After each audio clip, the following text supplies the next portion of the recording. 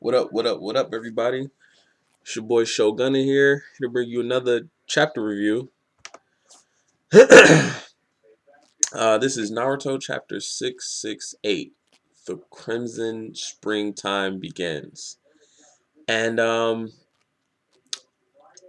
honestly, not too much really happened in this chapter. Not too much really happened. Let's see, you got everybody trying to talk guy out of releasing the eighth gate. You got the flashback, which almost, anytime Kishimoto does a flashback, that means that somebody's dying. Somebody is taking that dirt nap. So that almost, concretes guy's death. Because I had a feeling that they were going to try to get Guy out of dying even after releasing the eighth gate. I was kind of afraid of that. But I don't know. It's looking like he might actually die.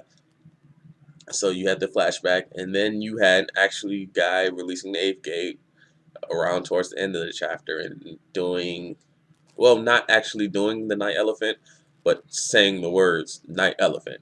And so I'm willing to see I'm actually wanting to see what that's gonna be like. And that's pretty much the chapter. That's pretty much it. Where are we at? A minute and 30 seconds, and that's the whole chapter.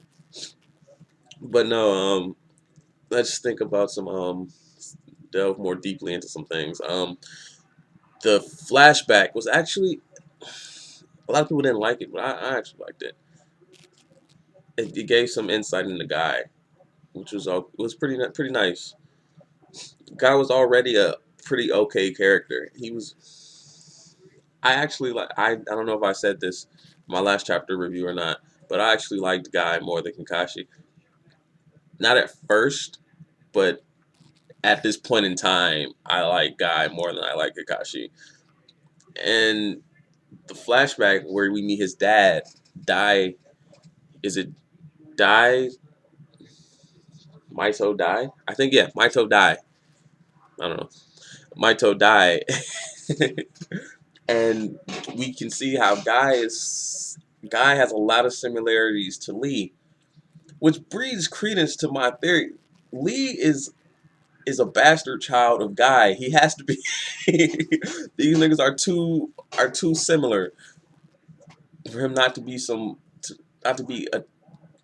this guy's child. They're too similar, just too similar. But the flashback, Dai has this quirk where where people talk about him because Dai is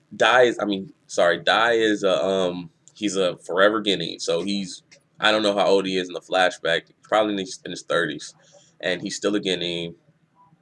He can't see past that, which is he's not like Naruto, where Naruto is clearly the strongest person in the village. It's not that case. It's not that case. He's just not good, and he's still a Guinea. And he has this quirk where people talk about him, and he says thanks for the he says thanks for cheering me on, thanks for the cheers. So he's like taking the negative energy and turning it into and giving it a positive spin. uh I like that. I really like that, the always positive. I think that's where the where Guy gets his positivity from. No matter what situation Guy's in, he always looks at the brighter side of things. Even in the last chapter, where they're like, okay, they were willing to toss Taijutsu aside. They're like, okay, Taijutsu, no, clearly that's not going to work. But Guy was like, hold on, we haven't actually went full throttle into trying Taijutsu, so give me another crack at it. So I like that aspect, and also Dai teaches him the power of youth. That we get that sense of that mentality that Guy has bestowed upon Rock Lee was bestowed upon him from his father, Maito Dai, and it's okay.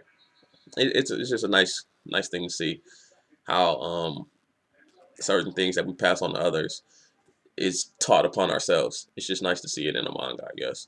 But and he also teaches in the eight gates. The eight gates.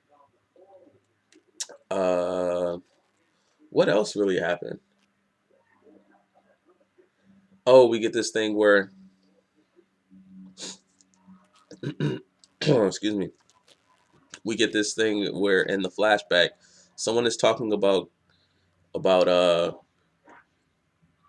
Maito Dai. Somebody's talking about him, and guy, when Dai says, thanks for the cheers, and there's these two, I think they're Jonin, I think no Chunin, they're at least Chunin, and they're like, he's a failure, he's still a guinea, and then so Maito Guy rolls up on him like, hey man, what you talking about my pops for?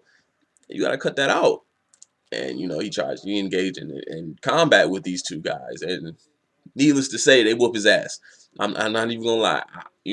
I like that you tried to stick up for your dad, but they whooped his ass. They whooped his ass. He caught that beat down, and he's in the hospital bed. And Maito dies like, yo man, what? Why'd you do that? He's like, they tried to play you. They clowned you, man. How can you just turn the other cheek on somebody talking about you like that? And then he goes into this thing where like you keep talking about this fountain of youth, man. When do you grow up? When is it over? When when do you just start acting like a grown up? And then he tells him, man, you don't. It never ends unless you look back. So it never really ends unless you get rid of that mentality and says I can't follow this way any longer. So it's a mindset thing, and then and then guys like does it end in death, and then Maito guys like, no, that's when it's at its peak. That's when it's at its peak. And then and then guy can't get with this idea. He just can't get with it. He's like, I don't like that because I, I can't it won't help me if someone's stronger than me. It won't help me defeat an enemy if that my opponent is stronger. This power of youth, it's not eternal. It won't destroy any enemy. And then his dad guy says, Dai says, uh uh gosh, what does he say? True victory is not being stronger than someone. That's not true victory. True victory is protecting someone close to you. As long as you accomplish that goal, you've won. And it ties back into the whole thing of it will come around full circle later on in the chapter, but it ties back into this thing that Asuma taught to Shikamaru, where he was saying, once you learn who the king is, and they was playing chess. Well, it's called shogi, but I think it mimics chess to some degree. And he was like, you'll grow up when you figure out who the king is. And he tells him the king are the children, the people you have to protect in the village. So it's pretty nice, these two common ideals of people inside one village. So it kind of breeds credence to this will of fire ideal that they have. You know what I'm saying? Uniformly, I like it. And then towards the end of the flashback, Guy and his team, they're cornered by the seven swordsmen. The seven swordsmen of the mist, and these guys, they about to be some ass. They about to get killed. And then Dai comes in. He's like, okay, I made it. He's like, I'll buy some time. You guys hightail it the fuck out of here. You guys gotta go. And then guys like, yo, what? You can't beat these guys. You're only a guinea. You're not gonna survive. He's like, hey, what did I tell you? This is the one time I told you. I taught you this technique, the eight gates technique. You go all out to the eighth gate when you have somebody worth protecting. So he goes in the eighth gate. Clearly, he's gonna die, but it doesn't matter because he bought time for his son and his son's team to get out of there. So this is what actually Guy is gonna do right now by fighting Madara. He's gonna try and take Madara out and protect the whole ninja world from Madara. And I liked it. I really liked it because Eight Gates. It looks beast. It looks beast as fuck. His whole hair's on. His hair's inflamed. Even his eyebrows are fiery. And Madara is looking at him like, okay, this is the red steam, the blood steam. His blood's boiling. And Madara, he he he compares this red to the autumn leaves that fall to the ground, and it's a nice little symbolism that Madara draws, and that Guy reverses on him. He says you remind me of a leaf, the autumn leaves that eventually just fall and die off and fall to the ground. Saying that you're just something in the way that's eventually just gonna fade and die off, not make any type of change in anything. And Guy says, "No, I'm actually I will become nourishment. I won't finish there. That's not where my job is done. I'll become nourishment for the future leaves that eventually bud and sprout out from the ground." And that was really good. That was really good. That was really good symbolism Kishimoto drew. I really dig that. And then he charges him. He charges Madara and says "Night Elephant." Cut that. That's where the chapter ends. So all it was an all right. It was a decent chapter. It wasn't the best thing I've ever seen in my life. It was all right. The grace of this chapter was definitely the eighth gate of death. Um,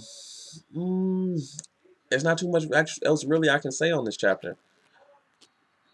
Yeah, I'm gonna have that. That's gonna be it. So this is your boy Shogunna. Just brought you guys another chapter review. Naruto chapter 666 entitled "The Crimson Springtime Begins." Be sure to comment, like, subscribe. I appreciate the love I've been shown, man. Thanks you guys. Um I've been getting a little bit of, just a little bit reviews. Not too many subscribers yet, but hey, man, I do this shit for fun. I really enjoy what I'm doing. The Let's Plays, talking about manga. It's my thing, man. I can go around with 0 subscribers. I got a couple, but I can go around with 0 subscribers. It really doesn't mean anything to me. Like I said, this thing is really fun. I really enjoy it. What you guys been the support you guys been showing me. So thanks, man. Just keep it up, and I will keep doing what I'm doing. This is Shogunner, and I'm out.